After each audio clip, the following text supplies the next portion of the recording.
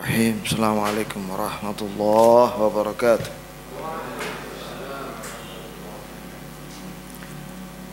Innal hamdalillah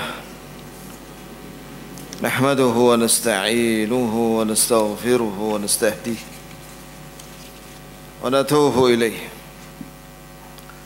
wa na'udzu billahi min shururi anfusina wa min sayyiati a'malina. من يهده الله فلا مضل له ومن يضلل فلا هادي له أشهد أن لا إله إلا الله وحده لا شريك له وأشهد أن محمدا عبده ورسوله صلى الله عليه وعلى آله وأصحابه ومن تبعهم بإحسان إلى يوم الدين وسلم تسليما كثيرا. اللهم ارزقنا علما لا ينسى، اللهم انفعنا بما علمتنا وعلمنا ما ينفعنا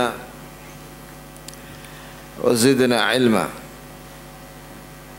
واهدنا إليك صراطا مستقيما وأصلح لنا شأننا كله ولا تكلنا إلى أنفسنا طرفة عين. Jamaah sekalian, barakallah li wa lakum, sallamanillahu wa iyyakum. Tema kita pada kesempatan yang berbahagia ini adalah perkataan Imam Syafi'i atau pendapat Imam Syafi'i rahimahullah tentang ilmu kalam, ilmu filsafat atau ilmu mantik. Kenapa saya membahas ini jamaah sekalian? Karena saya baca dalam syarah Aqidah Tahawiyah bahwasanya yang pertama kali jadi penyebab munculnya kelompok-kelompok yang menyimpang di awakhir ahdi sahabah, di akhir-akhir zamannya sahabat, muncul orang-orang yang menyelisihi para sahabat, menentang para sahabat, seperti kelompok Jahmiyah, Mu'tazilah, terus setelah itu lahirlah Asy'ariyah, Maturidiyah, dan yang lainnya dari kelompok-kelompok yang menyimpang dalam tauhid nama dan sifat Allah Azza wa Jalla. Itu ternyata disebabkan karena ilmu filsafat. Iya. Maka penting sekali membahas dan membedah akar masalah ini. Iya. Ikhwan sekalian, barakallahu li wa lakum. Kita di dalam beragama Islam ini meyakini berita Allah Azza wa Jalla yang Allah turunkan lewat wahyunya kepada nabi, para nabi yang diutus oleh Allah Subhanahu wa taala. Itu Islam dibangun mabni ala taslim, dibangun di atas berserah diri, menerima sepenuh hati berita dari para nabi yang membacakan wahyu dari Allah Subhanahu wa taala.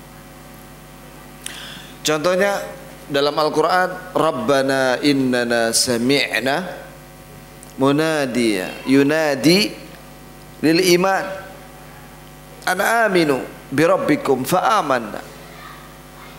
Rabbana, wahai Rabb kami, innana, sesungguhnya kami, sami'na, kami telah mendengar, Munadia, penyeru, yaitu Nabi Muhammad.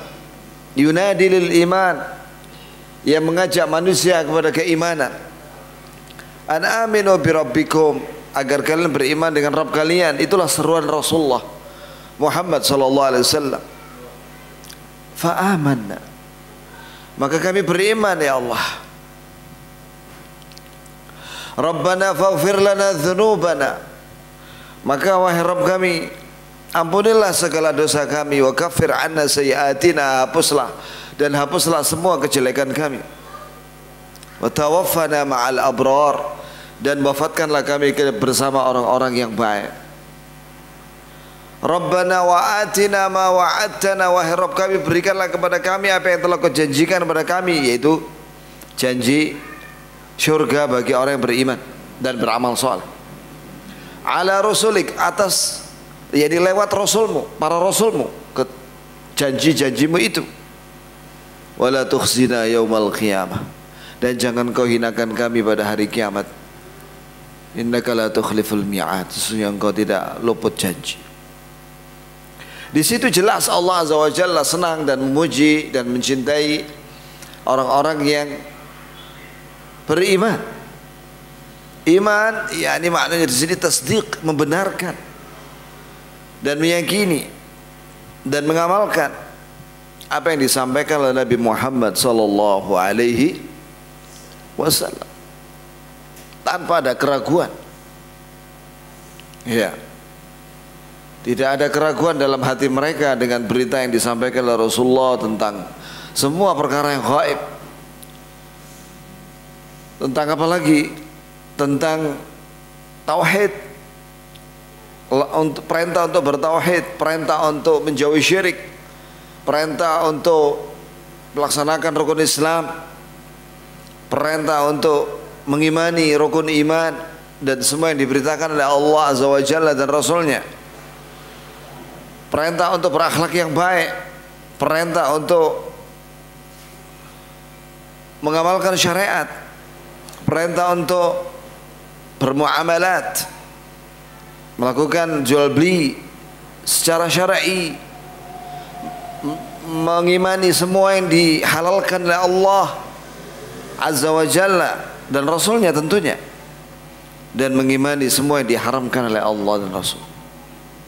Sami'na wa ata'na, kami mendengar ya Allah semua yang Kau turunkan, Kau bacakan maupun yang disampaikan oleh Rasulmu.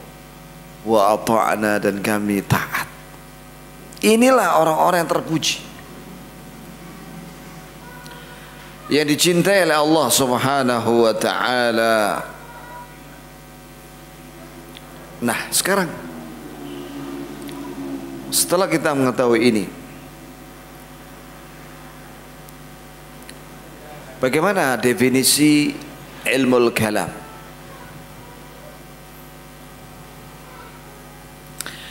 Ilmu kalam atau ilmu filsafat atau ilmu mantiq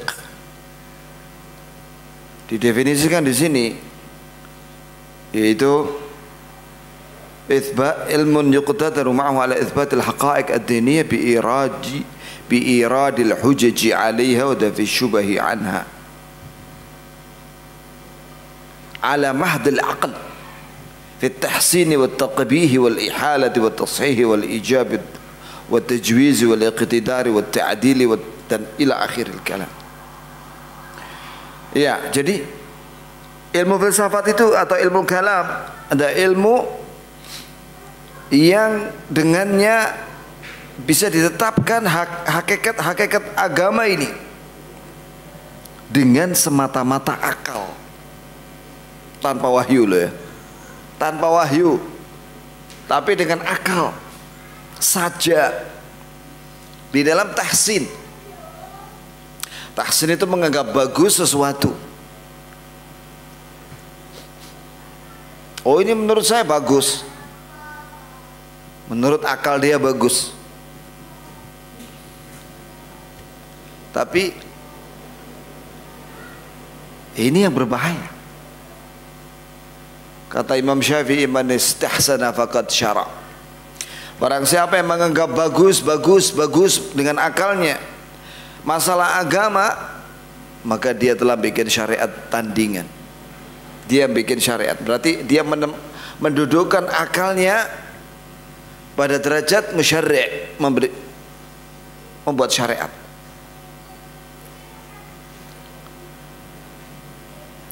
Wa taqbih, begitu pula taqbih, yaitu menganggap buruk sesuatu dalam agama dengan semata-mata akal tanpa dalil Quran dan Sunnah.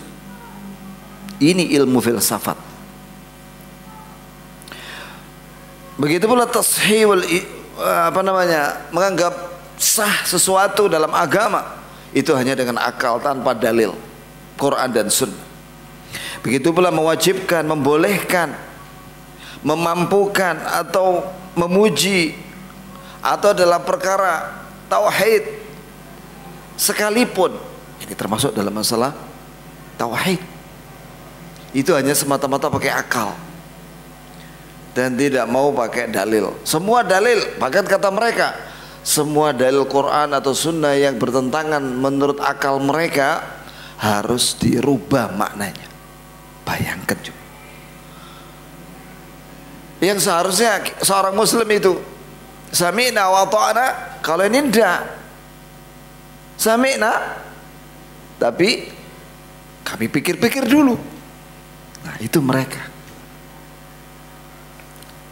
Na'udzubillah min dzalik. Jamaah sekalian, di dalam pembahasan ini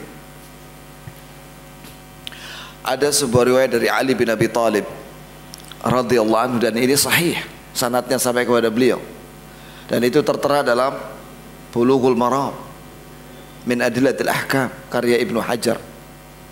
Kata beliau, "Lau kana ad-dinu bir-ra'yi lakana asfal al-khuf aula bil mashi min a'lah." Sekiranya agama ini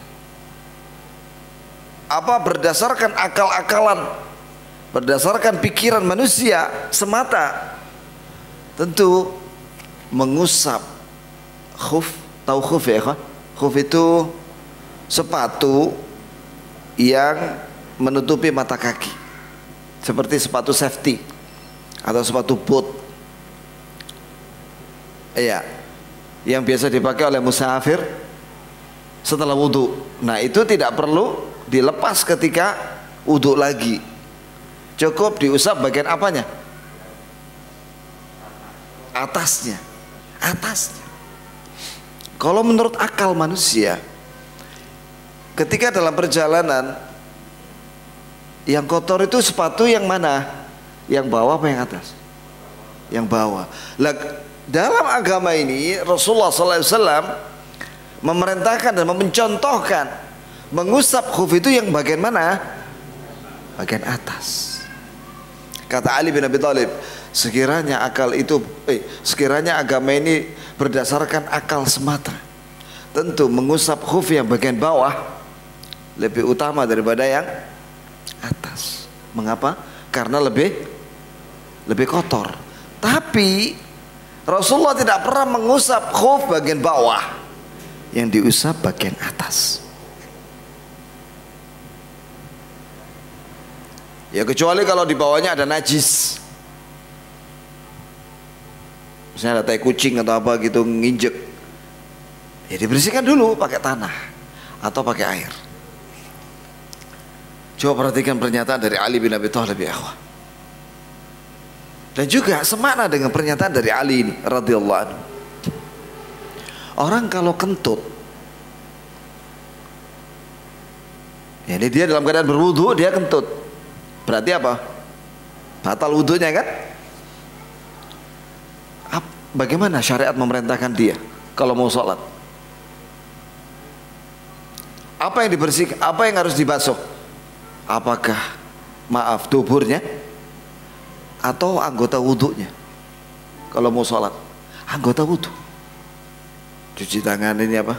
Membasuh tangannya, kemudian berkumur, kemudian istinsyak, istinthar, kemudian basuh wajah, tangan sampai siku, terus kepala, kemudian kaki.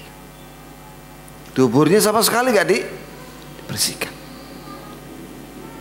Padahal kentut itu kan di dubur. Tapi ini masalah agama, bukan akal-akalan atau bikinan otak manusia, akan tapi betul-betul mendengar dari Allah dan Rasulnya, yaitu Al-Quran dan hadis. Jelas Pak ya? Sekiranya mereka itu menggunakan otak mereka untuk ilmu dunia, bermanfaat. Seperti mencurahkan segenap pikiran mereka untuk melakukan penelitian ya dalam ilmu kedokteran. Seperti sekarang ini vaksin. Bagus. Ya, teori yakni definisi filsafat yang menggunakan akal semata untuk melakukan meneliti hakikat sesuatu, kalau itu digunakan untuk meneliti ilmu dunia, itu bagus. Seperti ilmu kedokteran dengan laboratoriumnya, penelitiannya. Seperti ilmu fisika dengan percobaannya dan di laboratoriumnya. Ilmu kimia, ilmu biologi dan lain sebagainya, bagus. Tapi dalam masalah ilmu agama, rujukannya adalah dalil. Oleh karena itu sepakat para ulama yang 4 bahwa rujukan yang dijadikan landasan untuk berfatwa, baik dalam masalah akidah, dalam masalah fikih, dalam masalah agama, yang pertama Al-Quran, ayat Al-Quran, bukan pikiran, ayat. Kemudian yang kedua hadis, yang ketiga apa? Ijma', kesepakatan para ulama mujtahidin tentang satu masalah agama ya berdasarkan Al-Quran dan Sunnah, sepakat. Kemudian baru qiyas. Qiyas itu maksudnya membandingkan cabang dengan pokok karena ada persamaan sifat. Contoh, di zaman Nabi ada khomer, arak yang terbuat dari anggur yang diproses menjadi arak.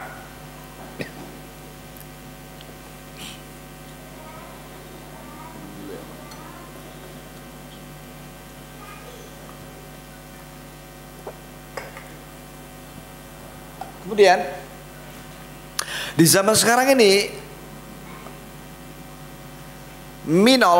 minuman beralkohol ya atau yang memabukkan itu bukan hanya terbuat dari anggur, tapi sekarang yang memabukkan itu berupa apa? Berupa cairan, bisa berupa yang lainnya, termasuk narkoba. Maka narkoba dan yang semisalnya yang memabukkan itu hukumnya apa? Haram. Seperti sabu-sabu, ekstasi dan yang lainnya. Mana? Kalau ada orang bertanya, mana dalilnya di Quran dan hadis? Ekstasi haram. Tidak ada ya kalimat itu. Tapi itu dikiaskan dengan apa? Khamr. Innamal khamru wal maisiru wal ansabu wal azlam rijsun min amali syaitan. Fajtanibuh. Sesungguhnya khamr dan judi dan berhala dan mengundi nasib, tenung, itu adalah haram. Maka jauhilah. Oh, termasuk amalan syaitan, maka jauhilah. Fajtanibuh, maka jauhilah oleh kalian itu semua. Maka apa saja yang memabukkan di zaman sekarang ini dan yang selanjutnya, maka itu secara kias hukumnya apa? Haram. Nah, tiba-tiba orang-orang Mu'tazilah dan Jahmiyah mengatakan, oh tidak, akal nomor 1, kata mereka. Akal nomor 1. Jika dalil bertentangan dengan akal, maka harus ditolak. kemudian jamaah sekalian,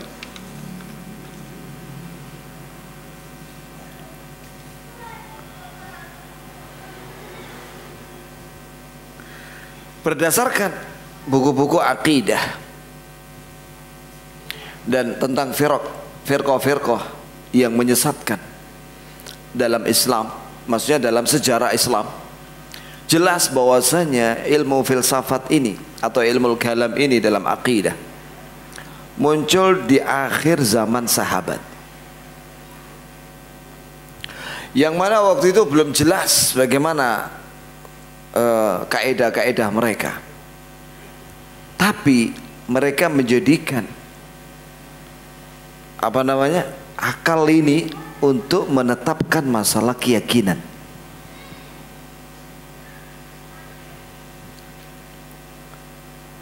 Walaupun mereka tidak menggunakan masalah akal ini dalam seluruh masalah agama.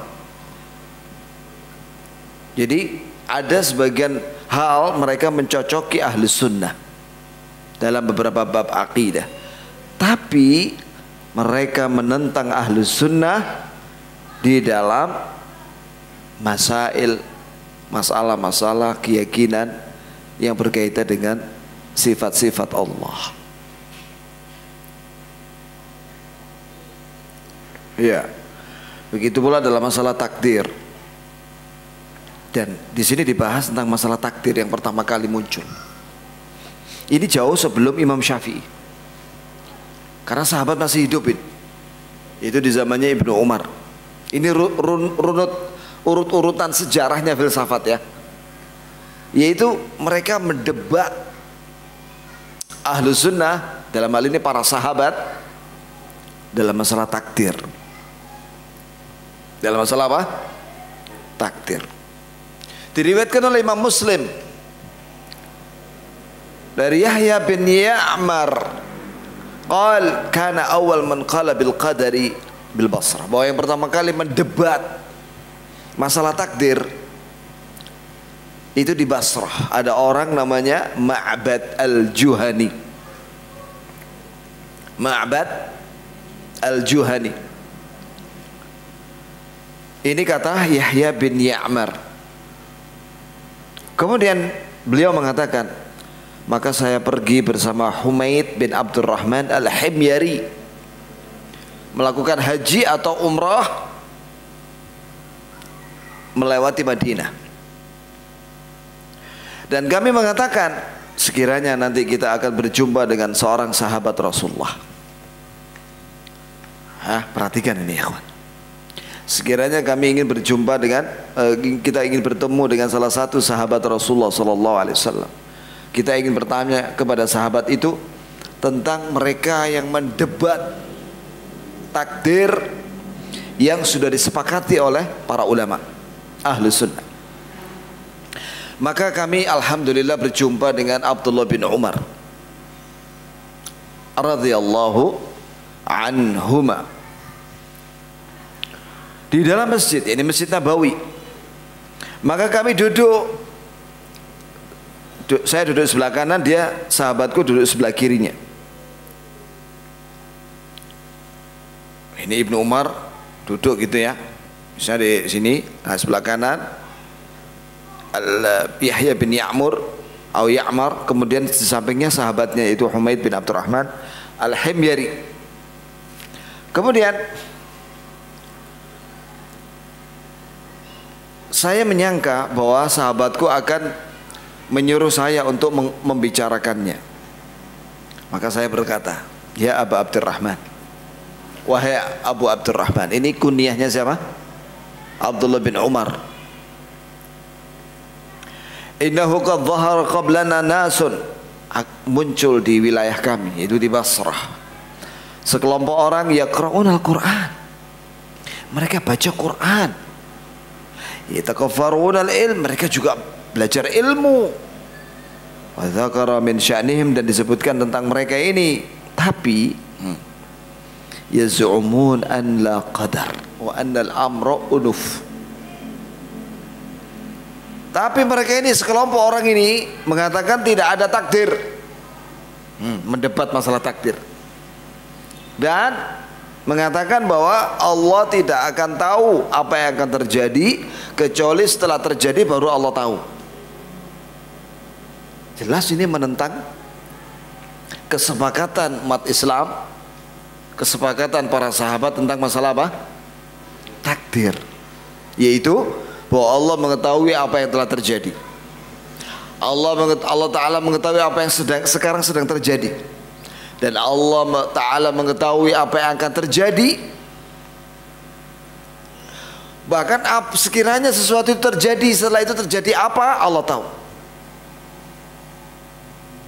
Ini keyakinan kita semuanya, umat Islam. Tiba-tiba muncul Ma'bad al-Juhani dan kelompok dia mengatakan Allah tidak tahu apa yang akan terjadi kecuali terjadi baru setelah itu Allah tahu. Hal itu ditanyakan kepada Ibnu Umar. Di sini menunjukkan jamaah sekalian, apabila seorang itu tidak tahu atau dia mendapati ada sesuatu yang menyelisihi, menentang kesepakatan umat Islam, kesepakatan kaum muslimin tentang masalah agama, hendaklah dia bertanya kepada orang alim. Jangan diam saja. Jangan diam saja. Bertanyalah kepada orang yang berilmu supaya mendapatkan pencerahan. Allah Ta'ala berfirman, fas'alu ahla dzikri in kuntum la ta'lamun. Bertanyalah kepada ahli ilmu jika kalian tidak tahu. Apa jawab dari Ibnu Umar ya ikhwan? Beliau mengatakan begini, ini perkataan perlu diingat-ingat, dihafal. Idza laqaita ulaik, kata Ibnu Umar, jika kau ini dalam Sahih Muslim, ini sahih, ini kisah ini ada dalam Sahih Muslim, bahkan di awal hadis dalam bab al-iman, kitabul iman. Itu adalah bab yang pertama dalam Sahih Muslim setelah muqaddimah Sahih Muslim. Kata Ibnu Umar mengatakan begini, idza laqaita ulaik, jika engkau berjumpa dengan mereka yang menolak takdir tadi itu, fa akhbirhum, kabarkan kepada mereka, anni bari minhum, saya berlepas diri dari mereka, wa annahum bura'u minni, dan mereka berlepas diri dari saya. Walladhi yahlifu bihi Abdullah bin Umar, demi Allah yang bersumpah dengannya Ibnu Umar, law anna li ahadihim mithla Uhudin dhahaba, sekiranya seorang di antara mereka memiliki emas seberat gunung Uhud,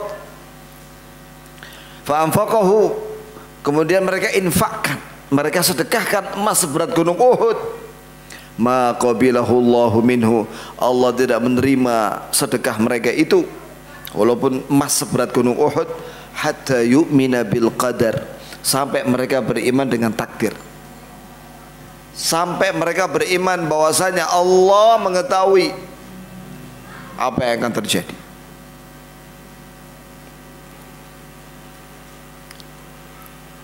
Itu maksudnya. Kemudian setelah itu Ibnu Umar mengatakan, membawakan hadis Jibril yang panjang, yang masyhur, yang ada dalam kitab Arba'in Nawawi, hadis yang nomor 2. Ketika Nabi ditanya oleh malaikat Jibril, mal iman, maka beliau menjawab, Nabi SAW menjawab, al imanu an tu'mina billah wa malaikatihi wa kutubihi wa rusulihi wal yawmil akhir wa tu'mina bil qadari khairihi wa syarri. Iman itu adalah engkau beriman dengan Allah, kemudian beriman dengan hari akhir, beriman dengan malaikatnya, kemudian beriman dengan kitab-kitab Allah yang Allah turunkan kepada para nabi, dan kemudian kau beriman dengan para rasul yang diutus, dan kau beriman dengan hari akhir, dan kau beriman dengan takdir yang baik dan yang buruk. Termasuk dalam tingkatan takdir adalah beriman dengan ilmu Allah. Allah mengetahui apa yang telah terjadi, apa yang sedang terjadi, apa yang akan terjadi. Sekiranya terjadi di masa mendatang, apa kejadian setelahnya, Allah tahu. Inilah dalil yang dibawakan oleh Ibnu Umar. Faedah daripada hadis ini, jamaah sekalian, menunjukkan apa? Bahwa kita itu harus mengikuti apa yang telah disepakati oleh para sahabat dalam masalah Islam ini, termasuk apalagi dalam masalah akidah. Ikutilah mereka, karena para sahabat adalah murid-muridnya Rasulullah sallallahu alaihi wasallam. Iya. Ditambahkan oleh Imam Asy-Syahrastani. Imam Asy-Syahrastani, beliau mengatakan ini imam yang ngarang buku Al-Milal wan Nihal, yang bukunya berbarengan dengan karyanya Ibnu Hazm, Al-Faslu fil Milal wan Nihal. Iya. Syahrastani menyatakan sama dengan penjelasan di atas, bahwa munculnya bid'ah pertama kali itu di akhir-akhir para sahabat. Ya, ini bid'ah yang berkaitan dengan apa? Mendebat perkara yang sudah disepakati. Awalnya masalah takdir. Iya. Seperti Ma'bad al-Juhani dan Ghailan ad-Dimashqi. Disebut satu lagi nama orang, Ghailan ad-Dimashqi atau Ghilan ad-Dimashqi. Ya kan, kita itu harus tahu siapa tokoh-tokoh penyesat umat ini, supaya umat ini tetap di atas al-haq dan tidak terkecoh dengan nama-nama yang kelihatannya itu terkenal tapi sebenarnya dia menyeru kepada kesesatan. Contoh ya kawan, Ibnu Sina. Anda tahu sih siapa Ibnu Sina? Yang nama dia Masya Allah dipakai untuk apa ya kawan? Nama masjid, nama rumah sakit, mungkin nama universitas, mungkin ya, nama masjid. Padahal menurut sejarah yang disebutkan oleh para ulama, sepakat ini, tidak ada khilaf ini. Siapa bilang khilaf? Tidak ada khilaf bahwa Ibnu Sina itu masuk aliran sekte Ismailiyah, aliran sempalan dari Syiah yang ekstrim, yang menuhankan seorang manusia yang bernama Al-Hakim bi amrillah, menuhankan manusia, sekte Ismailiyah. Makanya Ibnu Sina dikafirkan oleh para ulama, di antaranya Syekhul Islam Ibn Taimiyah dan yang lain. Antum kalau klik dalam bahasa Arab Ibnu Sina inda ahli sunnah, pendapat ahli sunnah tentang Ibnu Sina, wah keluar semua keterangan dari para ulama. Tapi anehnya banyak orang yang tidak tahu, maka harus disampaikan. Ya ikhwan, munculnya kesyirikan di zamannya Nabi Nuh alaihissalam sebagai kesyirikan yang pertama kali muncul di tengah-tengah manusia Bani Adam, itu karena mereka tidak bisa membedakan mana tauhid mana syirik, kabur. Ya, yaitu waktu itu orang tua mereka membuat patung para ulama, diletakkan di masjid dan diletakkan di rumah-rumah mereka. Anak-anak ini tidak ngerti tauhid, didatangi sama syaitan, jin.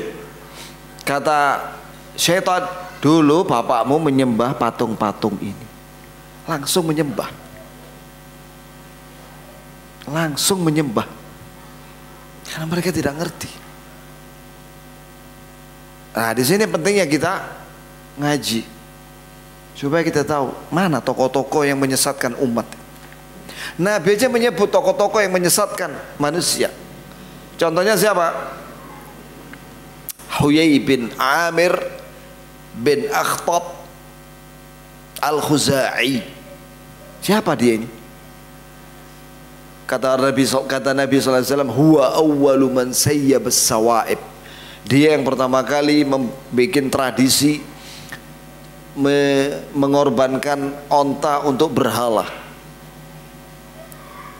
Dan dia yang pertama kali membawa patung dari Syam menuju Hijaz, antara Mekah Madinah, sehingga berubah agama Ibrahim di Madinah dan Mekah menjadi musyrikun.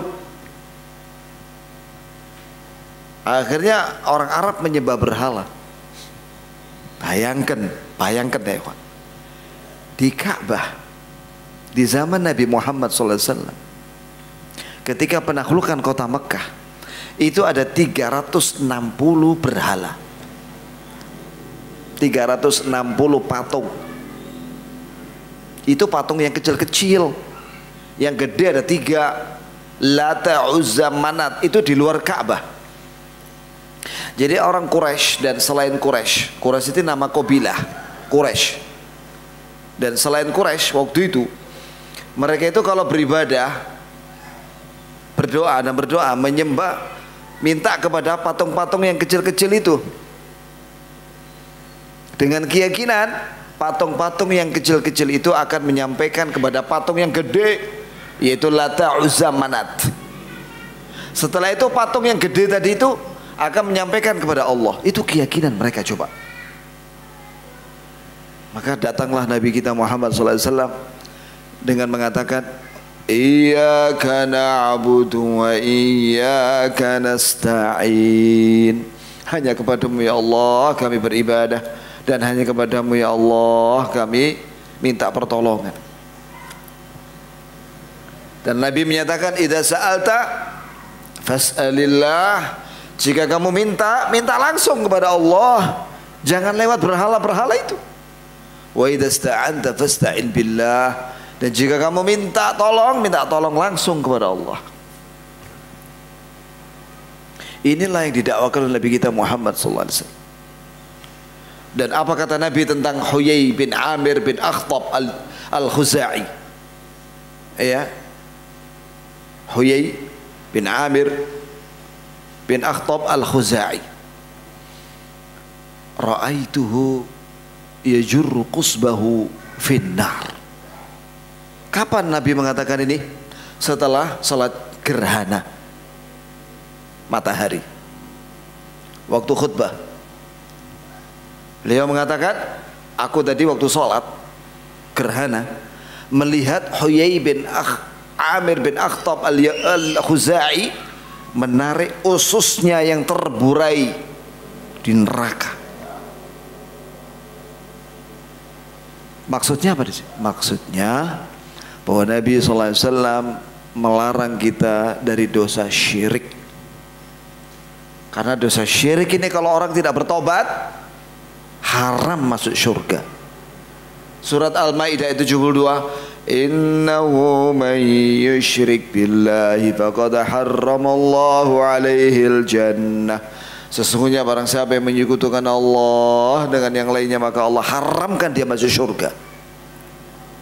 Kalau orang mati dalam keadaan membawa dosa syirik dan dia belum bertobat, siapapun dia berbuat syirik dan dia tidak bertobat sampai mati, maka Allah haramkan dia masuk surga.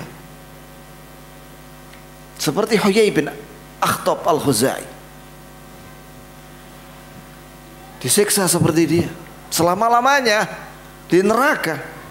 Innal ladzina kafaru min ahlil kitab wal musyrikin fi nari jahannam khalidina fiha ulaika hum syarrul bariyah. Sesungguhnya orang-orang kafir dari kalangan ahlul kitab dan musyrikin yang lainnya di neraka jahannam selama-lamanya, dan mereka ini sejelek-jelek makhluk.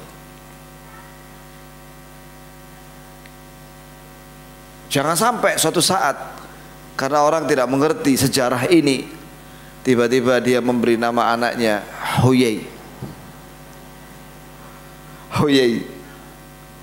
al-Khuzai, karena nggak tahu dia. Atau memberi nama anaknya Karl Marx. Tahu siapa itu? Anda tahu ah? Masa nggak tahu ya, akhi? Karl Marx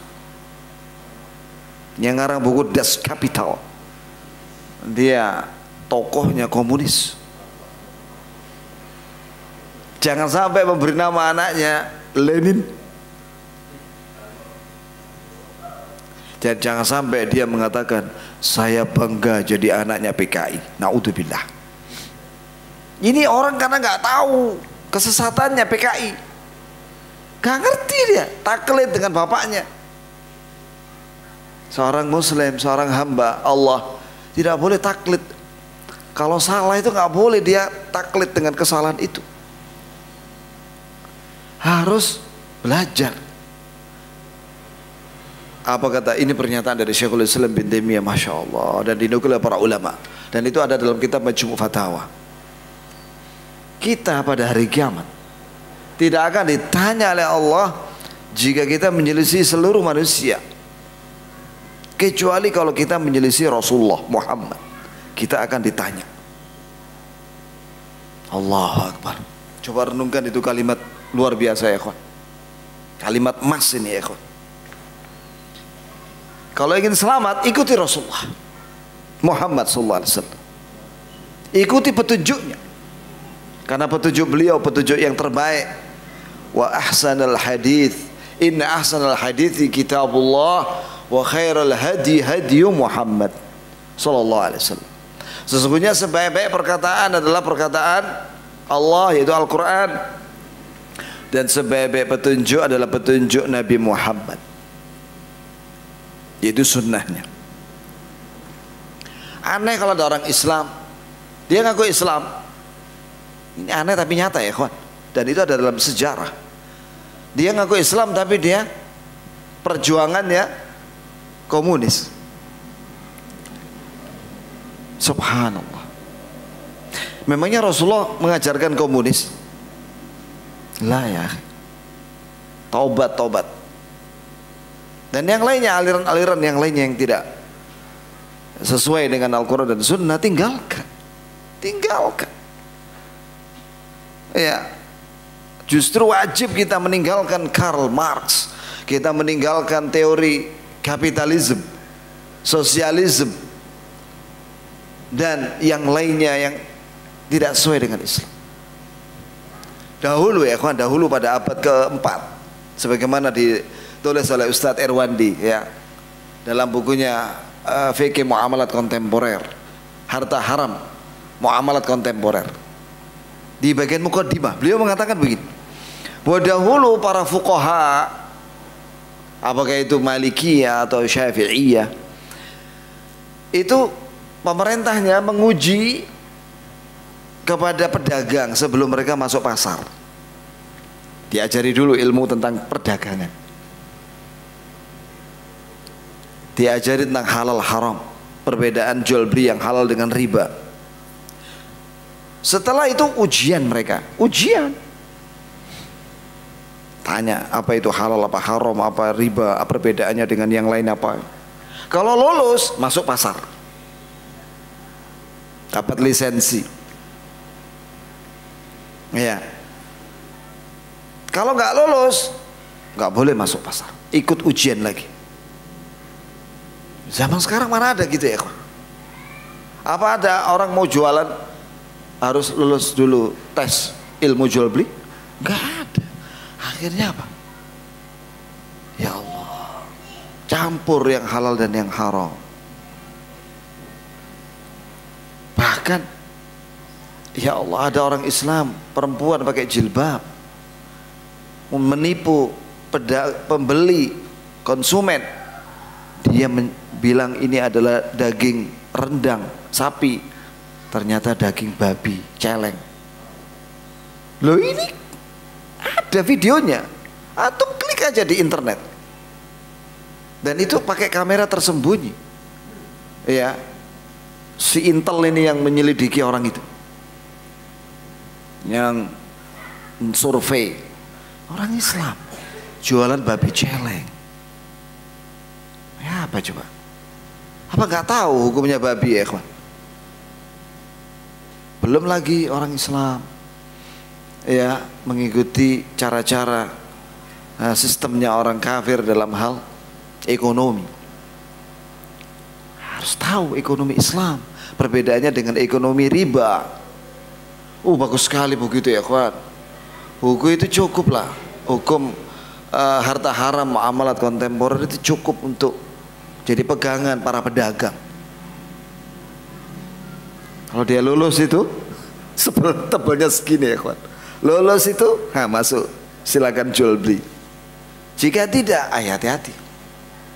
Kadang-kadang kita ini terpaksa loh ya, Allah musta'an, istighfar yang banyak. Contoh begini, ini etol, tahu antum etol? Etol itu apa hukumnya etol bagaimana? Ada ribanya di situ. Coba baca itu fatwa terbaru itu tentang masalah etol. Ustadz Erwandi dan juga Ustadz Amin Nur Ba'id. Baca itu, dengarkan ya. Ya, apa kita ini? Dikepung dengan riba. Allah musta'an.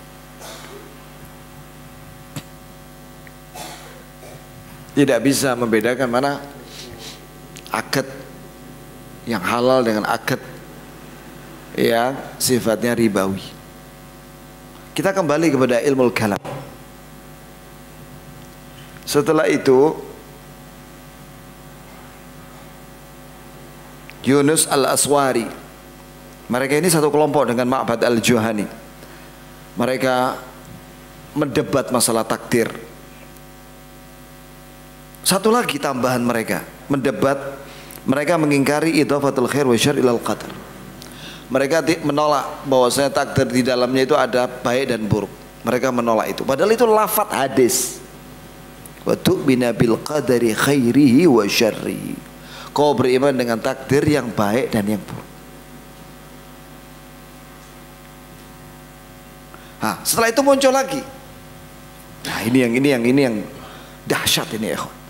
Yaitu mereka mendebat masalah Quran. Tadi qadar ya, masalah takdir. Sekarang mereka mendebat masalah Quran. Yang mana Ahlus Sunnah wal Jamaah sepakat bahwa Quran itu firman-firman Allah, ucapan-ucapan Allah, sebagaimana sifatnya yang lainnya.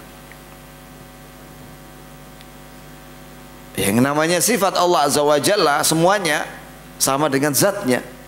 Azali. Azali itu tidak didahului dengan tidak ada. Ya, ini sudah azali, sudah dahulu dan kekal. Itulah sifat daripada zat Allah dan sifat zatnya maupun ucapan dan perbuatannya. Kita harus tahu itu ya kawan. Ini ilmu dasar ini, gak sulit. Nah, tiba-tiba muncul kelompok, dua orang. Nah, namanya Jaham bin Safwan dan Ja'ad bin Dirham.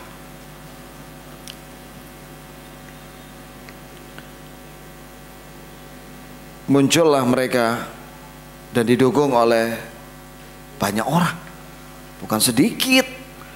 Bahkan didukung oleh raja, 3 raja. Ma'mun, yang kedua Al-Wathiq, yang ketiga Al-Mu'tasim.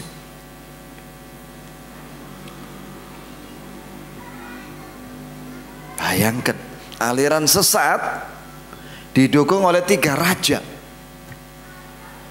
yang hidup di zaman tabaul atba'. Jadi ada para sahabat, ada tabi'in yang mengikuti sahabat, ada atba'ut tabi'in yang mengikuti tabi'in. Seperti siapa atba'ut tabi'in? Imam Malik. Lah, muridnya Imam Malik seperti Imam Syafi'i ini tabaul atba',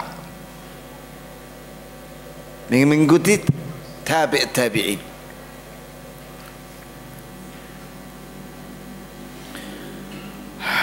Mengatakan bahwa Quran itu makhluk. bukan firman Allah, bukan sifatnya, tapi makhluk. Bayangkan coba, ini mendebat salah ngengkelisme. Ini sudah ceritanya, ngengkelisme dan ngeyelisme mereka. Tapi kebatilan disampaikan terus menerus, dan tidak ada yang kalau tidak ada yang membantah, atau yang mendengar ini kebatilan ini tidak mendengar ada yang membantahnya, maka yang mendengar ini menyangka bahwa kebatilan itu adalah sesuatu yang benar. Ketika ada yang mengingkari, kamu salah, sesat kamu, yang benar ini, padahal yang ini adalah salah. Ini ya kawan, pentingnya ngaji yang benar, yaitu khalqul Quran. Munculnya keyakinan yang baru yang menentang kesepakatan para sahabat dan tabi'in dan atba'ut tabi'in dan setelahnya. Mereka menolak sifat Allah, ditambah lagi menolak sifat. Bayangkan coba, mereka mengatakan bahwa Allah tidak punya sifat. Ya Allah, ini kelompok Ja'ad bin Dirham. Kata Ibn Katsir, nah beliau ini ahli sejarah, tafsir Ibn Katsir terkenal, mengatakan begini rahimahullah, bahwa Ja'ad bin Dirham itu adalah seorang penduduk Syam. Dia sebenarnya yang mengajar Marwan al-Himar, yaitu Marwan bin Muhammad, raja terakhir dari Bani Umayyah. Bayangkan ya ikhwan, tokoh sesat Ja'ad bin Dirham, guru spiritualnya raja Bani Umayyah yang terakhir. Kayak apa itu kerusakannya? Iya. Oleh karena itu Raja Marwan ini digelari Marwan al-Ja'di, karena dia mengikuti Ja'ad bin Dirham, tokoh sesat top yang dikafirkan dan dibunuh oleh para ulama, dan dia dibunuh oleh Amir. Nanti ada sejarahnya. Ja'ad bin Dirham ini, tokoh Jahmiyah ini, gurunya Jahm bin Safwan, yang dinisbatkan kepada Jahm bin Safwan kelompok Jahmiyah, yang mengatakan juga, di samping mengatakan Quran makhluk, mengatakan bahwa Allah gak punya sifat. Bayangkan coba, manusia saja itu memiliki nilai di hadapan manusia lain karena memiliki sifat yang baik. Betul gak ya kawan? Misalnya dia seorang yang cerdas, dia seorang akhlaknya baik, jujur, tidak khianat, kemudian murah senyum, lapang hati, orang suka sama dia. Iya. Sebaliknya kalau orang itu sifatnya apa? Kafir, munafik, suka berbohong, suka berkhianat, luput janjinya terus menerus, kemudian apa lagi, suka menipu orang. Orang suka tidak sama dia? Tidak suka lah, karena sifatnya tidak baik. Ya. Nah, manusia yang memiliki sifat yang baik saja dicintai oleh manusia yang lain, apalagi Allah. Masa Allah nggak punya sifat yang baik? Yang bener aja ente di Jahmiyah. Jadi orang Jahmiyah mengatakan bahwa Allah tidak punya sifat. Apa alasan mereka coba? Alasannya pakai akal. Mereka bilang kalau kita menetapkan nama dan sifat bagi Allah, berarti seperti kita menjisimkan Allah seperti manusia. Ini kan alasan akal mereka. Padahal Allah sendiri yang menyebutkan bahwa dia punya nama dan sifat, dan setiap nama menunjukkan sifat. Contohnya, laisa kamitslihi syai'un wa huwas samiul basir. Renungkan ayat ini ya. Surat Asy-Syura ayat 11. Allah itu katanya, kata Allah nih ya, laisa kamitslihi syai'. tidak sama dengan segala sesuatu. Dia punya nama dan sifat yang tidak sama dengan nama maupun sifat yang ada pada makhluk. Tidak sama, karena Allah memiliki nama dan sifat yang maha bagus, maha sempurna, dan maha tinggi. Dan seluruh namanya mengandung sifat. Allah sendiri yang menyatakan itu loh. Setelah itu Allah menyatakan wa huwas samiul basir. Dan dia maha mendengar seluruh suara makhluknya yang ada di langit dan di bumi, maupun yang ada di antara langit dan bumi. Basir, melihat, maha melihat seluruh makhluknya yang ada di langit dan di bumi, yang besar maupun yang kecil, termasuk virus COVID-19, dilihat oleh Allah, karena Allah yang menciptakan. Ya ikhwan, tiba-tiba ada orang, segelintir orang, Jaham bin Safwan dan Ja'ad bin Dirham, mengatakan Allah tidak punya sifat. Gimana menurut antum ya ikhwan? Tiba-tiba ada muncul orang ini di jembatan itu mengatakan, Allah nggak punya sifat. Astaghfirullahaladzim. Lah bagaimana dengan ayat tadi itu? Wa huwas samiul basir. Allah maha mendengar lagi maha melihat, dan dua nama itu terkandung di dalamnya sifat bahwa Allah maha mendengar dan maha melihat. Masa Allah tidak melihat? Masa Allah tidak mendengar? Nah itulah ya kawan, orang ngengkelisme dan ngeyelisme ini akhirnya merusak agama. Dan satu lagi muncul lagi. Jadi bid'ah itu, sesat itu beranak pinak, berkembang. Apalagi yang diucapkan oleh Jaham bin Safwan dan Ja'ad bin Dirham, bahwa Allah itu di mana-mana zatnya.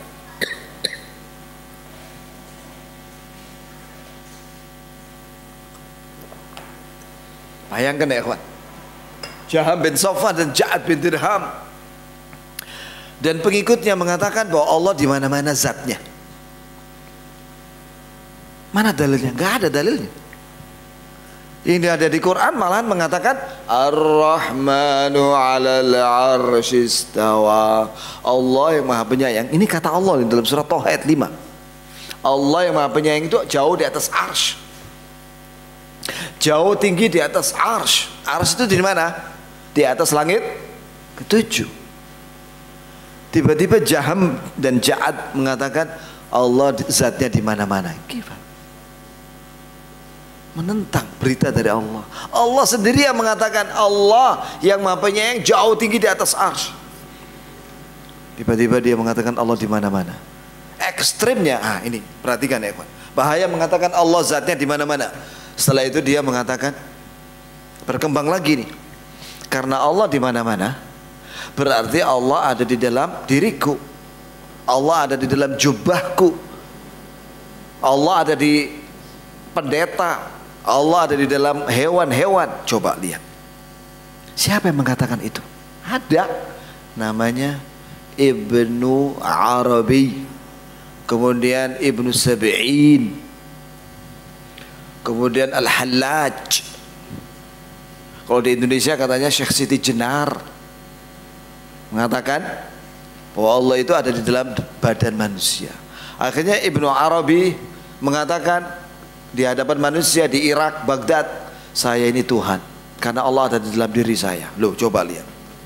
Ini yang disebut dalam bahasa Jawa manunggaling kaulo Gusti, bersatunya kulo, ya, cahaya ini dengan Gusti Allah. Ini aliran apa? Wahdatul wujud. Sedangkan orang Nasrani aja kafir karena mereka mengatakan bahwa Allah itu bersemayam pada Isa. Apalagi mengatakan bahwa Allah bersemayam pada seluruh makhluk. Ya lebih kafir lagi itu. Aliran wahdatul wujud. Wahdah itu bersatu. Wujud itu Allah bersatu dengan seluruh makhluk. Ini jelas bertentangan dengan ayat dan hadis yang mengatakan bahwa Allah jauh tinggi di atas arsy. Inilah pentingnya, kawan. Ya, mengetahui sejarahnya. Bagaimana nasibnya penyeru-penyeru Jahmiyah ini dengan berbagai macam kesesatan yang mereka suarakan? Kata Imam Bukhari dalam kitab Khalq Af'alil Ibad, Masya Allah, mengatakan bahwa ada amir, namanya amir itu gubernur, Khalid bin Abdullah Al-Qusari, berdiri khutbah pada waktu Idul Adha di Wasit. Ada sebuah kota namanya Wasit. Kalian silakan pulang setelah khutbah ini dan menyembelih hewan kurban kalian. Semoga Allah menerima korban kalian. Saya akan menyembelih Ja'ad bin Dirham, yang dia mengatakan bahwa Allah tidak menjadikan Nabi Ibrahim sebagai khalil. Coba berkembang terus bid'ahnya Ja'ad. Bukan hanya dalam masalah takdir yang tadi, bukan hanya masalah sifat Allah, tapi juga ini menolak ayat. Ya, wattakhadallahu Ibrahima khalila, Allah menjadikan Nabi Ibrahim sebagai kekasih. Ja'ad mengatakan tidak, Allah tidak menjadikan Nabi Ibrahim sebagai kekasih. Maka siapa tadi?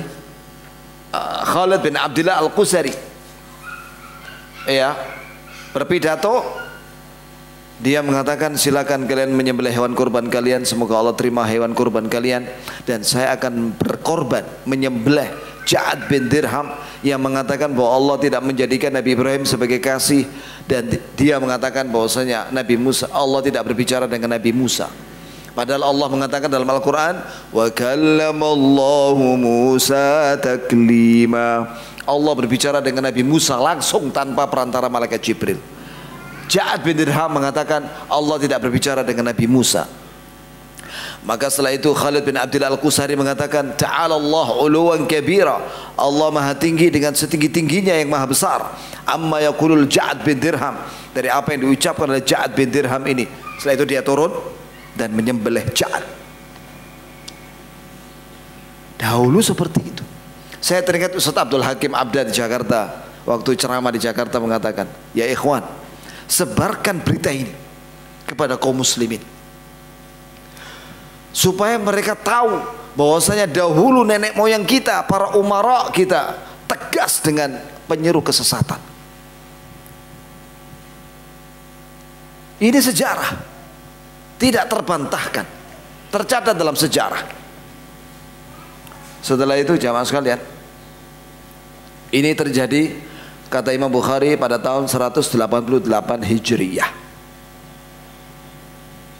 Setelah itu muncullah Khawarij. Mereka menentang Murji'ah dalam masalah keimanan.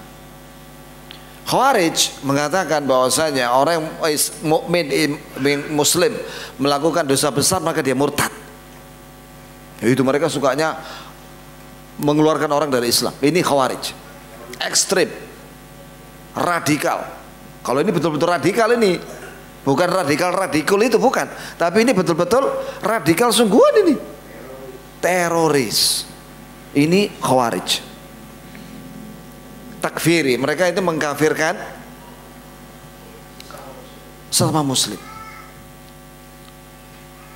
Beda dengan Murji'ah. Kalau Murji'ah mengatakan orang Islam walaupun tiap hari dia berzina, dia nggak sholat, dia mabuk tiap hari, maksiat tiap hari, maka imannya tidak berkurang, imannya sama dengan Nabi Muhammad, kata mereka. Nah ini meremehkan ini. Jadi kalau Khawarij itu ekstrim sampai mengkafirkan, kalau Murji'ah ini apa? Meremehkan dosa-dosa. Ahlus Sunnah mengatakan bahwa orang Islam yang melakukan dosa besar selain syirik yang tidak menggugurkan keislamannya, maka dia itu muslim mukmin fasikun bikabiratihi, dia fasik dengan dosa besarnya. Inilah pendapat yang benar Ahlus Sunnah wal Jamaah. Kemudian mulailah muncul juga bid'ah dalam masalah keimanan yang mengatakan bahwasanya iman itu tidak bisa bertambah, tidak bisa berkurang. Ini bid'ahnya orang-orang Murji'ah.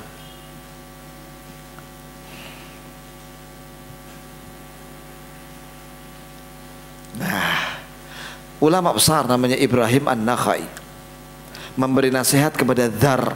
Dzar ini siapa? Dzar ini ada kaum yang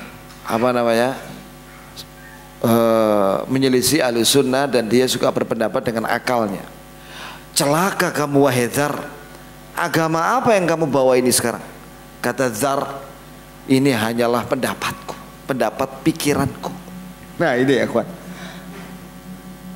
Makanya ya kawan, ciri ahli sunnah ya, kalau menerangkan itu dengan dalil. Setiap fatwa disertai dengan dalil Quran dan sunnah. Tidak ada fitnah, tidak ada nuduh orang dengan sembarangan, ya, tapi murni dengan dalil. Tapi kalau selain ahli sunnah, mereka ngomongnya kayak gini misalnya. Tuh lihat, salafi atau ahli sunnah yang ngaku salafi itu, mereka berjenggot seperti Yahudi loh. Coba berjenggot seperti Yahudi, subhanallah, fitnah ini. Terkenal itu di internet sekarang orang itu, yang udah dibantah sama Ustadz Dasman, Dr. Dasman, Dr. Khalid Basalama dan yang lainnya udah bantah mereka semua. Ya, antum mengikuti lah perkembangan zaman ya ikhwan, supaya kita tidak ketinggalan zaman. Coba kalau dia menerangkan hukum jenggot berdasarkan Quran dan sunnah, kan enak. Dia bicara tentang jenggot, setelah itu memfitnah salafi, katanya kayak Yahudi. Astagfirullah, dusta. Umat gak butuh fitnah, umat ini butuh dalil Quran dan sunnah. Coba lihat di Syekh Al-Albani, Syekh bin Baz, Ibnu Utsaimin ketika menjelaskan tentang jenggot, halalnya jelas Quran dan sunnah. Ya, dan kesimpulan dari Quran dan sunnah. Tidak ada ngilok no fulan. Itu orang gak berjenggot. Oh, gak ada gitu. Para ulama itu, mereka itu menjelaskan berdasarkan dalil saja. Kemudian jamaah sekalian, apa kata Dzar ketika dinasihati oleh Ibrahim An-Nakhai? Agama yang saya yakini ini adalah yang diutus dengannya Nabi Nuh. Subhanallah. Ya, dia pikir dia beragama seperti Nabi Nuh. Ya akhi, pernah zamannya Nabi kita Muhammad SAW, Umar bin Khattab membawa lembaran Taurat. Membawa apa? Lembaran Taurat. Setelah itu Nabi SAW tanya, ya Umar mahadi, ya Umar apa yang kau bawa? Kata Umar radhiyallahu anhu, hadhihi sahaif Taurat, urid an astafid minha. Ini adalah lembaran-lembaran Taurat, saya ingin mengambil manfaat dari Taurat ini ya Rasulullah. Apa kata Rasulullah? La taf'al. Law anna Musa hayyun baina adhhurikum ma wasi'ahu illa ittiba'i. Jangan kamu lakukan wahai Umar. Sekiranya Nabi Musa hidup zaman sekarang ini, dia wajib mengikuti saya, kata Rasulullah. Coba. Nah mereka ini mengatakan, salah satunya Dzar ini, saya ini beragama seperti Nabi Nuh katanya. Subhanallah. Padahal syariat Nabi Muhammad SAW menghapus semua syariat para rasul. Syariat yang dibawa oleh Nabi Muhammad SAW menghapus syariat para rasul sebelumnya.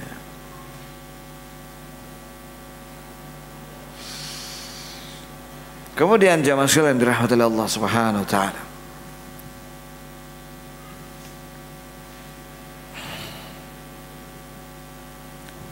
kata Imam Al-Auza'i, siapa dia? Dia adalah imam tabi'in di Syam. Dia muridnya sahabat yang bernama Abu Dzar. Imam Al-Auza'i mengatakan, yang pertama kali memunculkan bid'ah tentang irja, yang mengatakan bahwa iman itu tidak bisa bertambah dengan ketaatan, tidak berkurang karena maksiat. seorang di Kufah yang bernama Qais Al-Masir. Ya, ada lagi yang berpendapat bahwa yang memunculkan bid'ah Murji'ah itu Hammad bin Abi Sulaiman.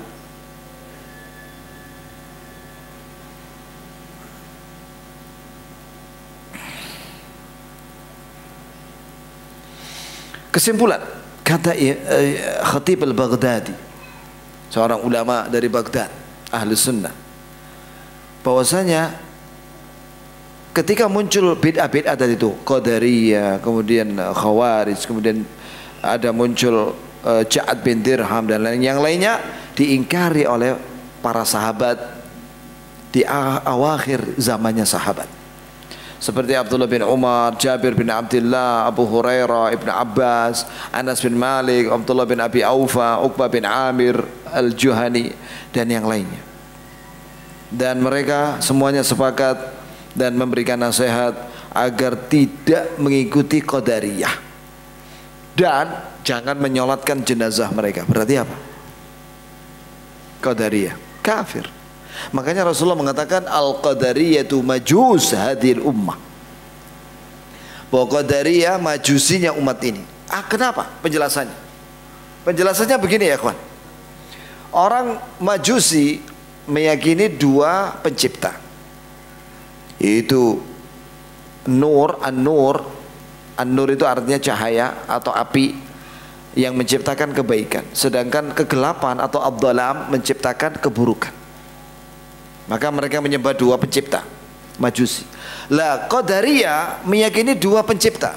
Yang pertama Allah yang menciptakan makhluk, dan yang kedua makhluk. Mereka menyembah makhluk karena mengatakan bahwasanya makhluk itu yang menciptakan perbuatan mereka sendiri. Maka dibantah dengan firman Allah, wallahu khalaqakum wa ma ta'malun. Allah yang menciptakan kalian wahai manusia, dan Allah yang menciptakan perbuatan kalian.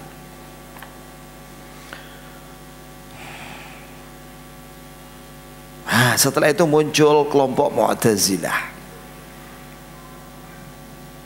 Mu'tazilah ini yang mengatakan bahwasanya apabila orang Islam mati dalam keadaan membawa dosa besar selain syirik, maka dia bukan muslim, bukan kafir.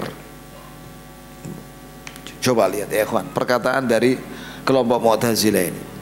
Mereka ini ngengkelisme, menentang kesepakatan ulama ahli sunnah bahwa orang muslim yang mati membawa dosa besar di bawah syirik tetap muslim, dia tidak kafir. Dan pada hari kiamat terserah Allah apakah Allah akan ampuni langsung masuk surga atau Allah bersihkan di neraka. Setelah bersih dari dosa-dosa itu mereka dimasukkan surga. Inilah ahli sunnah. Mu'tazilah mengatakan, oh dia bukan muslim, bukan kafir. Lah opo? Lah bukan muslim, bukan kafir.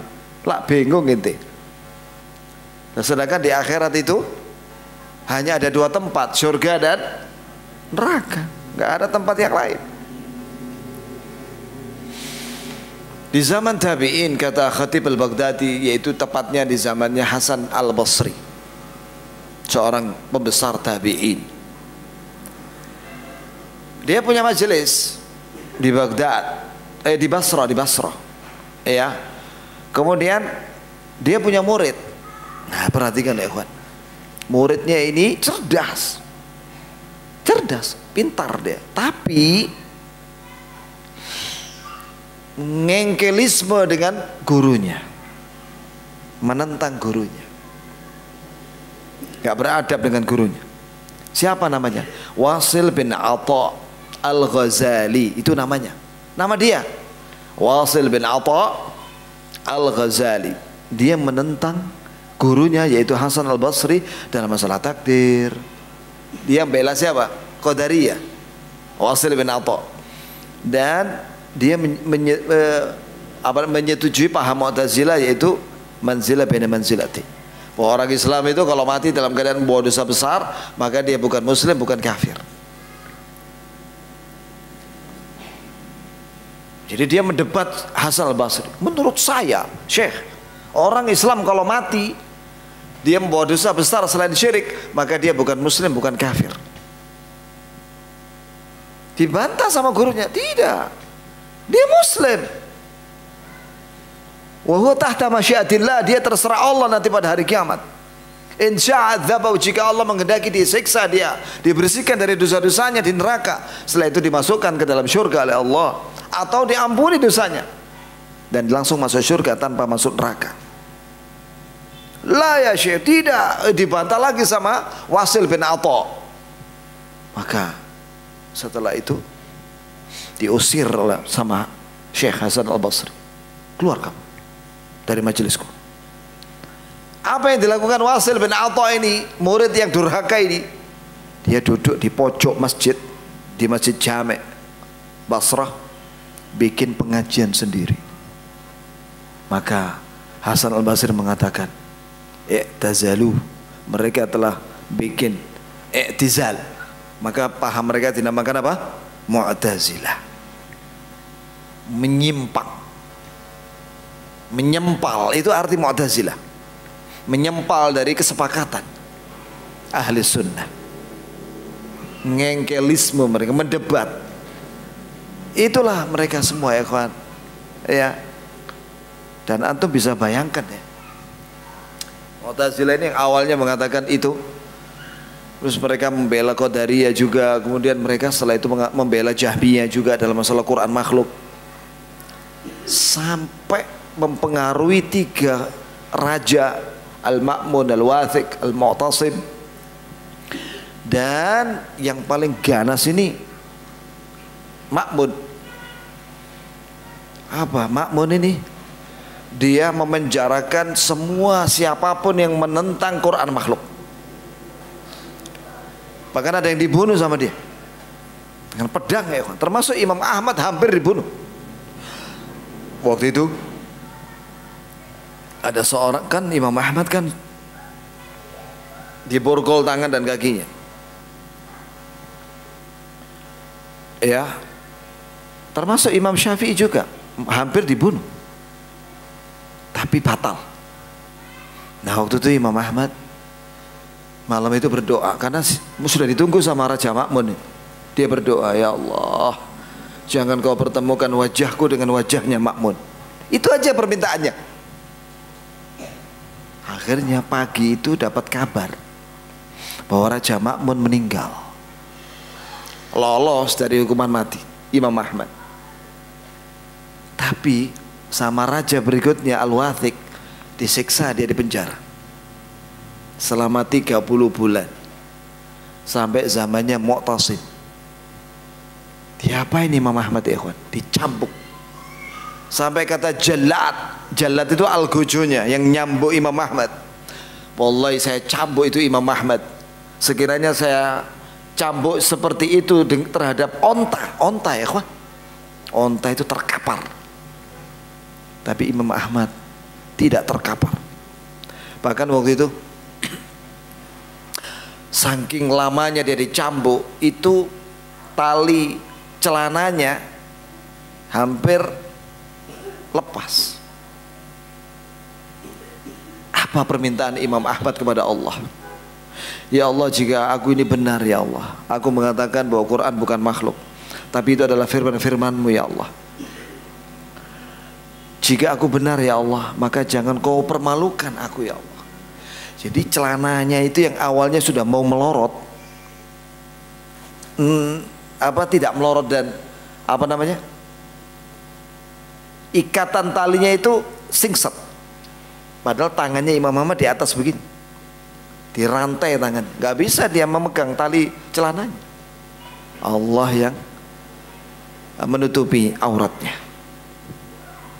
Allahu Akbar. Setelah 3 khalifah ini meninggal, 3 raja ini meninggal sampai Mu'tasim, maka raja berikutnya namanya Al-Mutawakkil Billah. Nah, dia membela ahli sunnah. Akhirnya Imam Ahmad dibebaskan. 30 bulan di penjara. Berapa tahun itu? 2 tahun 6 bulan. Ya, bebas sudah. Setelah itu Allah muliakan Imam Ahmad dan ahli sunnah, dimenangkan oleh Allah. Nah, sebelum kejadian Imam Ahmad itu, Imam Syafi'i juga dipanggil dalam keadaan diborgol dari Yaman sampai ke Baghdad, dinaikkan onta, diletakkan di dua gini. Jadi onta itu membawa dua tempat begini, keranjang besar. Satunya Imam Syafi'i, satu lagi siapa itu? Dalam keadaan tangan diborgol tangan dan kakinya. Sesampainya di Baghdad, salah satu murid dari khalifah waktu itu kenal dengan Imam Syafi'i.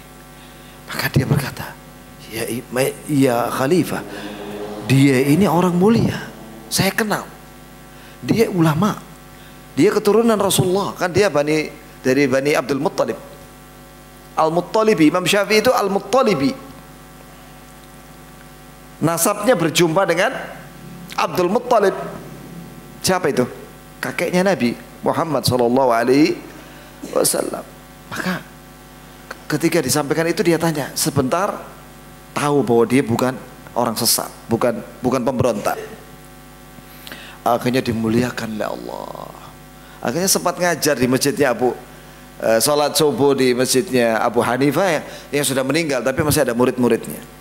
Akhirnya dimuliakan oleh kaum muslimin. Dan sempat juga berjumpa dengan Imam Ahmad di Baghdad. Dan Imam Ahmad banyak mengambil ilmu sebelumnya dengan Imam Syafi'i di mana? Di Mekah, dan juga mengambil ilmunya Imam Syafi'i di mana? Di Baghdad. Nah, apa perkataan Imam Syafi'i setelah melihat betapa dahsyatnya kelompok Mu'tazilah ini yang sebelumnya di zamannya Al-Ma'mun. Ya, singkat cerita, yang sebab masih banyak ya kawan, ini waktunya kalau kita baca satu persatu, ya ini khawatirnya nggak cukup. Jadi ceritanya disebutkan juga dalam kitab ini. Di zamannya Al-Ma'mun, buku-bukunya Aristo, Plato, dan yang lainnya. Buku apa itu? Buku filsafat Yunani diterjemahkan ke dalam bahasa Arab. Bahkan saking senengnya ini Al-Ma'mun dengan ilmu, tapi ya semua ilmu termasuk filsafat.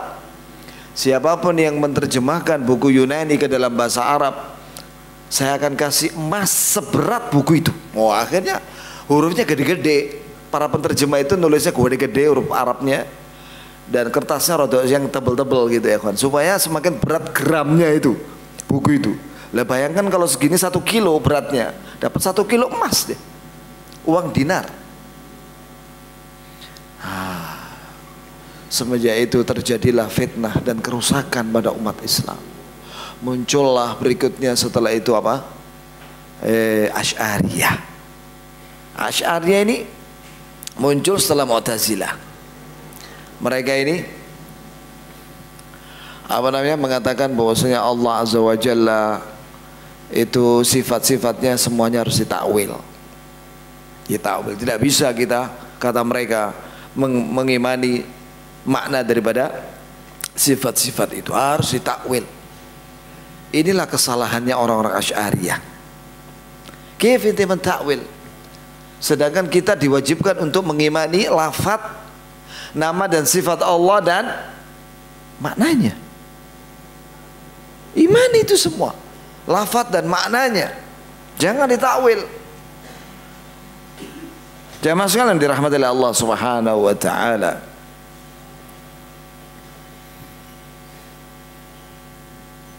Maka Imam Syafi'i ketika ditanya oleh muridnya, bagaimana menurutmu wahai imam tentang ilmu kalam ini, maka beliau dengan keras mengatakan, hukmi fi ahlil kalam. Ini ada dalam kitab Syarah Aqidah Tahawiyah di Muqaddimah. Hukmi fi ahlil kalam an yutafa bainal asyairi wal qabail wa yudrabu bin ni'ali wal jarid wa yuqalu hadha jazaa'u man aqbala ala ilmi al kalam wa taraka al kitab was sunnah. Ini apalkan perkataan Imam Syafi'i ini ya kawan. Hukum menurut saya terhadap orang yang mempelajari ilmu filsafat, termasuk mantik dan ilmu kalam itu, dia diarak keliling kabilah-kabilah dan yang lainnya di desa-desa. Kemudian dipukuli orang itu dengan sandal dan pelepah kurma. Dan diumumkan bahwa ini balasan orang-orang yang mempelajari ilmu kalam, ilmu filsafat dan meninggalkan Quran dan Sunnah.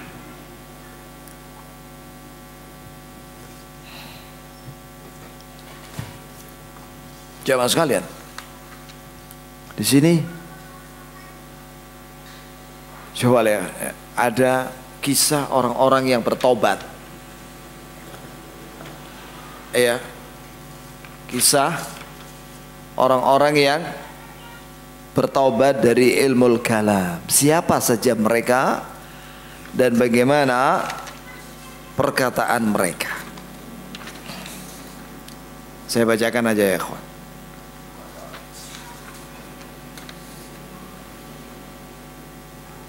Nah, ini dia.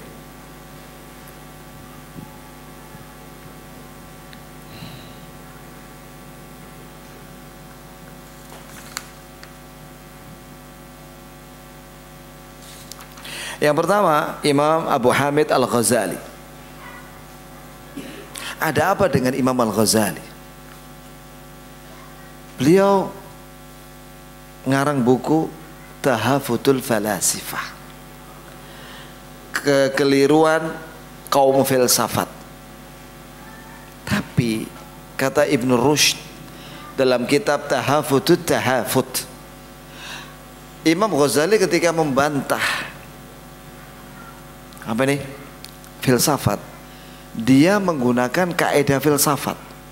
Ibaratnya orang mau membersihkan lumpur yang ada di sungai, nyemplung di lumpur, akhirnya dia kena lumpur. Begitu pula orang kalau membantah filsafat dengan kaidah filsafat, ya, akhirnya dia tidak bisa keluar dari filsafat, munyer di situ dan terpengaruh dengan filsafat.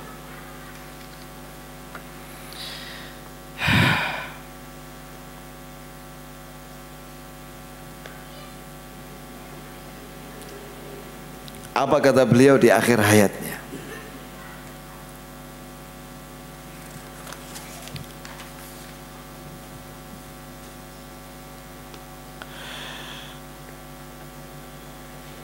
Beliau mengatakan bahwa ahlul hadith minas salafi ala hadha, bahwasanya ahlul hadith dan salaf mereka di atas akidah yang kuat. Dan mereka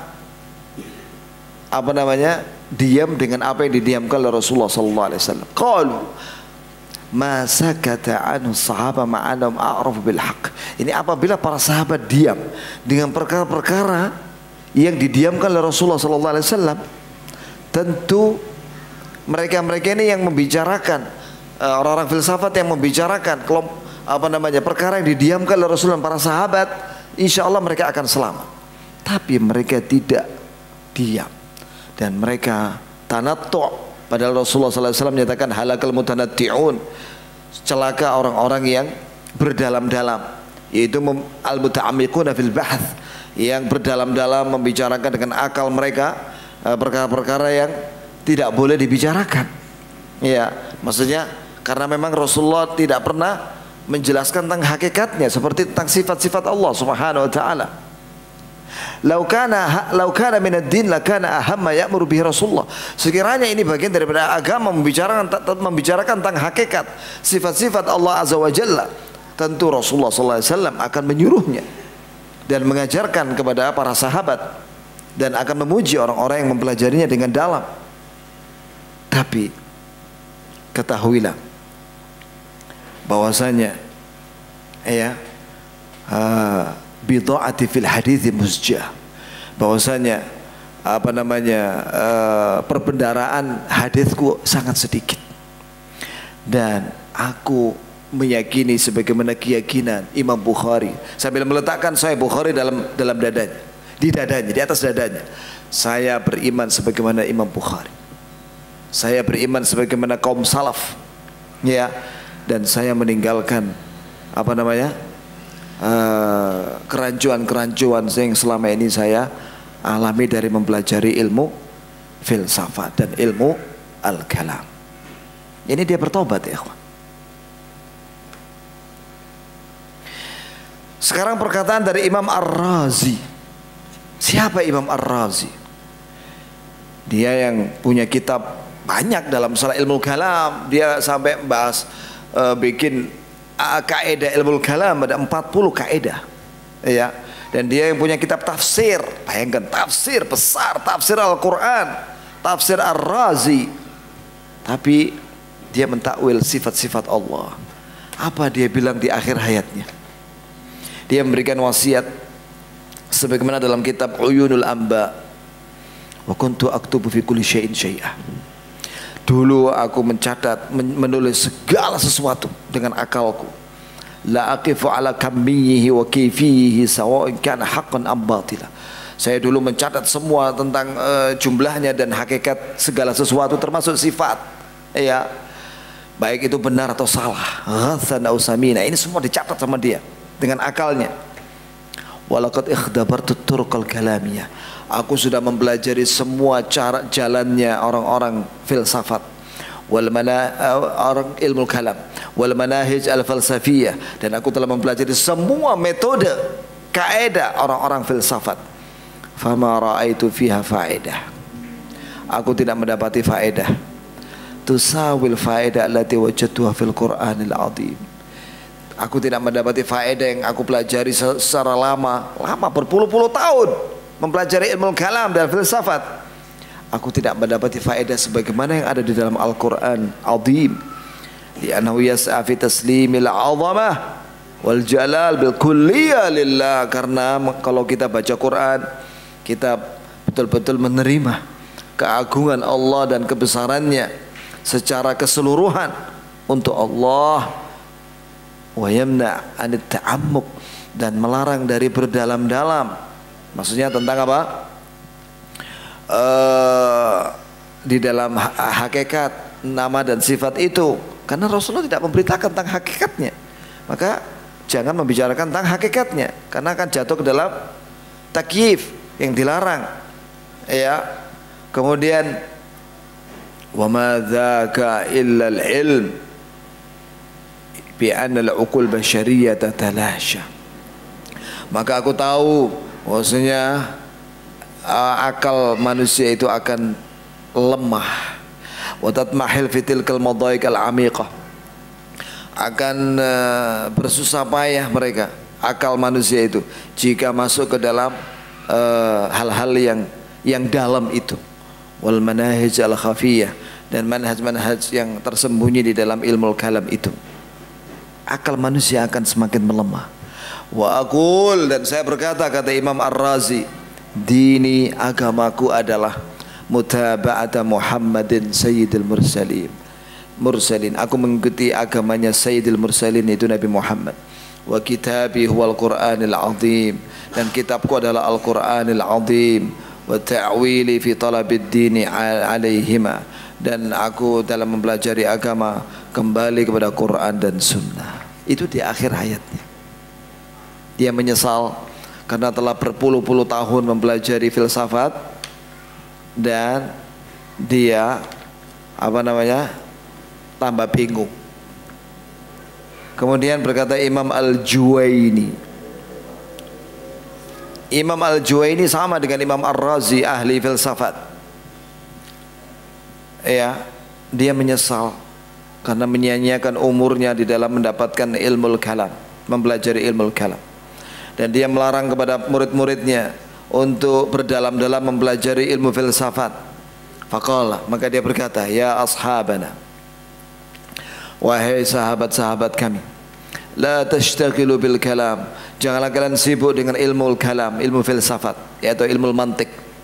Falau arafta anna al-kalama yablughu ila ma balagha mashtaghaltu bihi, sekiranya kau tahu bahwasanya dengan mempelajari ilmu kalam ini, ya, kau akan mendapati kebingungan dan kegundahan dan keraguan sebagaimana yang aku dapati dari bersibuk-sibuk dengannya. Laqad khutub al-bahrul khadim, aku telah menyelam di dalam lautan samudra yang dalam, maksudnya menyelami ilmu kalam sedalam-dalamnya. Wa khallaitu ahlal islam ulumihim, dan aku tinggalkan kaum muslimin dan ilmu mereka, yaitu Quran dan Sunnah. Wa dakhaltu fil ladina hauni anhu, dan aku masuk ke dalam ilmu kalam yang para ulama melarang saya untuk masuk di dalamnya. Wal an, dan sekarang fa illam yatadarakani rabbi bi rahmatih, sekiranya Allah tidak memberi aku rahmatnya, fal wail lil ibnil Juwaini, maka celaka bagi anaknya Juwaini ini. Ha ana amut, ha sekarang saya mati, mau mati, ala aqidati ummi, aku berada di atas keyakinan ibuku, aw qala ala aqidati Ajais Naisabur, atau aku berada di atas akidahnya para ulama Naisabur yang sudah meninggal. Wa qala ishhadu alayya anni raja'tu, saksikanlah kalian bahwa aku sudah bertobat dari semua perkataanku yang menentang ulama salaf. Ini mantan pakarnya filsafat, tobat dan menyesal.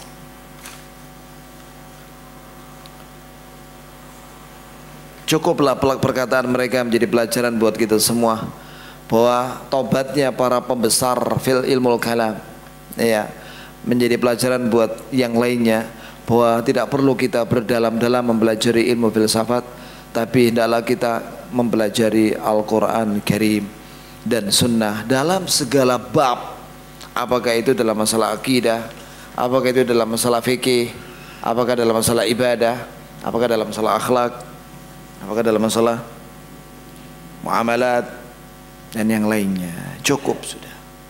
Demikianlah ya ikhwan, apa yang bisa saya sampaikan.